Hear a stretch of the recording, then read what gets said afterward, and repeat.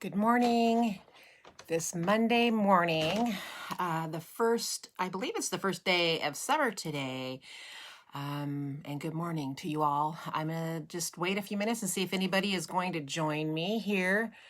The lighting isn't very good this morning, but that's okay. I think it's better than having the ring light and having rings in my glasses, even though the reflection of the window is making my glasses look purple. And that's because I have a blue filter in my glasses so that I can look on the computer and it is easier on my eyes. So that's what that purple tint to my glasses is it has something to do with the blue light filter that is in my glasses. But anyway, I don't have the ring light on, but I think there's enough light in here. Just disregard any purple you're seeing in my glasses. And I hope someone is on. But if not, everyone who wants to watch this on replay, they'll see me. Anyway, good morning, and I hope you had a great weekend. My weekend was pretty good. I went to a wedding in a town past Spokane a little bit, and it was really hot, but it was a beautiful wedding, and I'm glad to be home. I know that week is going to be hot, but I thank God for air conditioners and that we're able to sit in this nice, cool house. And my husband happens to be an air conditioning heating guy, so he can make sure that our house stays really cool. Anyway, back to Morning Moments with Lori from Beauty from Ashes. And today, I believe God is going to bring forth some word just to encourage you today. I've been praying for you ladies and for this group. And the scripture this morning will be in Hebrew 13, 5 and 6, which says, "Let your conduct be without covetousness, and be content with such things as you have. For he himself has said, I will never leave you nor forsake you." So we can say boldly, "The Lord is my helper. I will not fear. For what can man do to me?" That scripture that says, "I will never leave you nor forsake you," that is God talking to us, saying that, that we don't have to fear, for us to be, he's asking us to have courage and knowing that he will never leave us nor forsake us. He will not abandon us. He has not given us that spirit of fear, but of power, love, and a sound mind. That scripture can be found in 2 Timothy 1:7, but the scripture that says, "I will never leave you nor forsake you," in the New Testament here, he's just repeating what God had already told his people in the Old Testament, and that's in Deuteronomy. So it's a confirmation in both Old Testament and New Testament. He's telling us to take courage and not to be afraid, because he's not going to leave us nor forsake us. Hi, Jana. I see that Jana has joined me.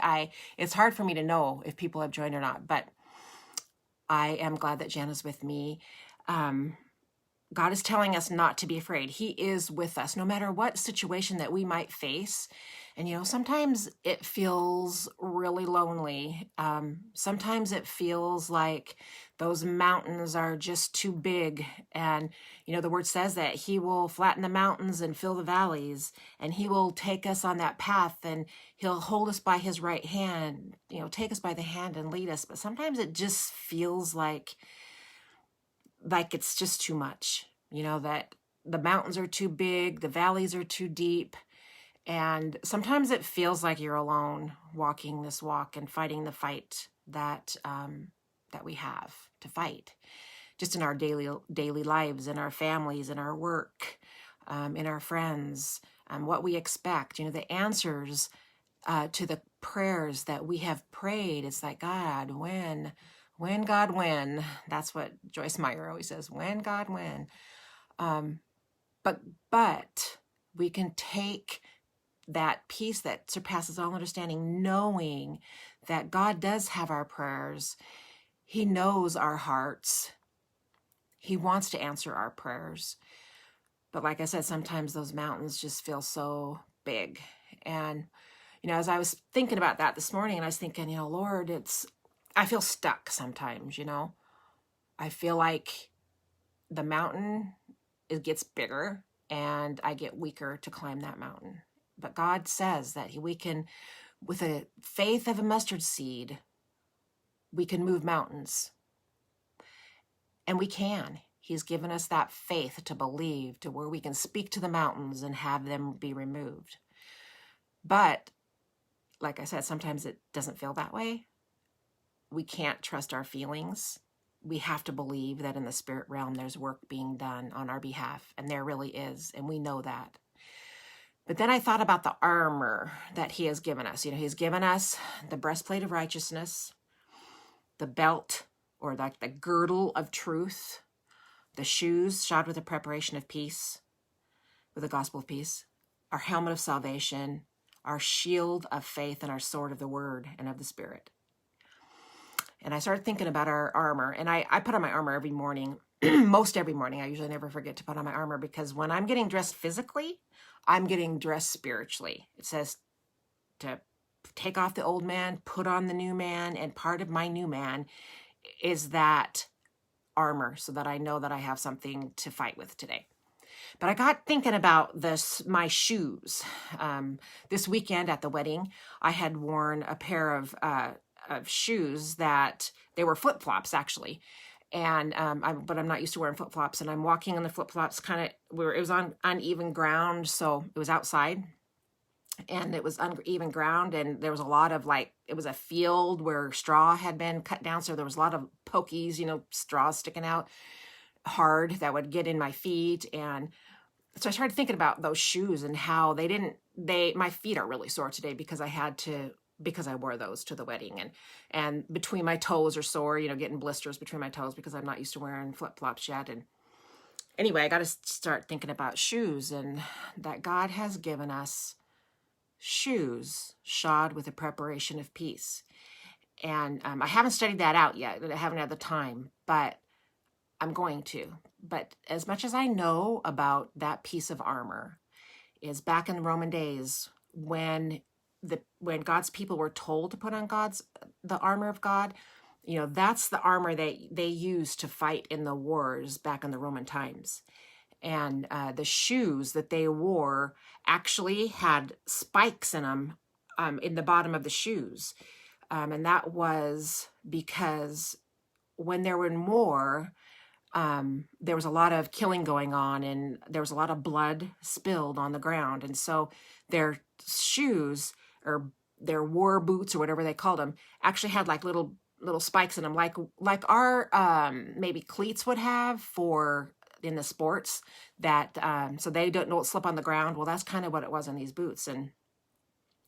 And they didn't, because there was a lot of blood spilled and it was slippery ground. But then I got to thinking about those shoes that I would have on in my armor to make those mountains a little bit easier to climb. That is my piece of armor, to climb mountains, to climb. And they may not be as, when I get to them, when you start climbing, with a mountain or a hill might look really big when you're from far away, but when you get there, it's like, yeah, I can do this because I have the right gear. And those shoes shod with the preparation of peace, of the gospel of peace. The gospel of peace is the word. So when we have that, the word, the gospel of the preparation of peace, this is I never thought of the shoes as being on an offensive piece of armor, but really, when we put on the word and we walk in the word, where we have those cleats, those spikes, that when we take a step on something that might cause us to fall, we can step on that and take ground. We can take ground with the preparation of the gospel of peace. That's not just being peaceful, but the word is the gospel of peace.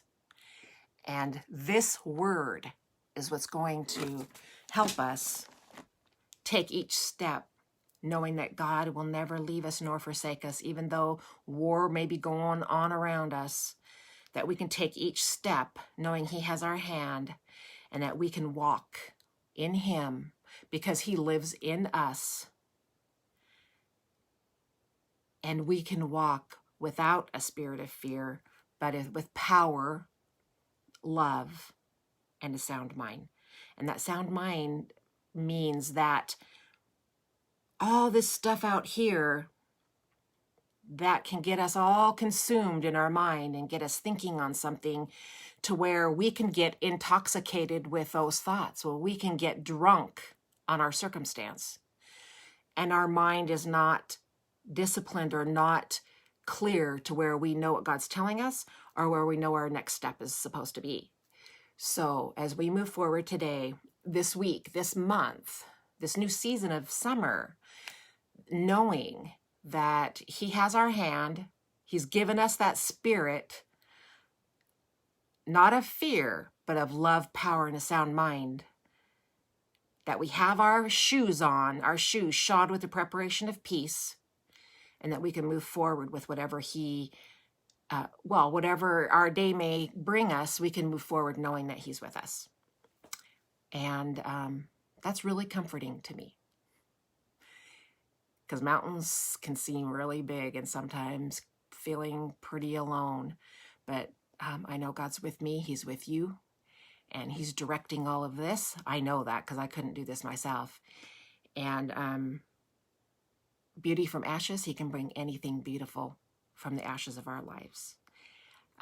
Again, I want to remind you that if this group has blessed you in any way, share it with someone you love or someone you know that might benefit. Also, if you visit our website at beautyfromashesministries.com, there is where you can look and sign up for coaching. If you're feeling stuck, or if you feel that mountain is just too big, I can partner with you and we can work our way through some of the places you feel stuck. Anyway, just a reminder, God bless you. Have a great day, and I will see you tomorrow morning. Bye-bye.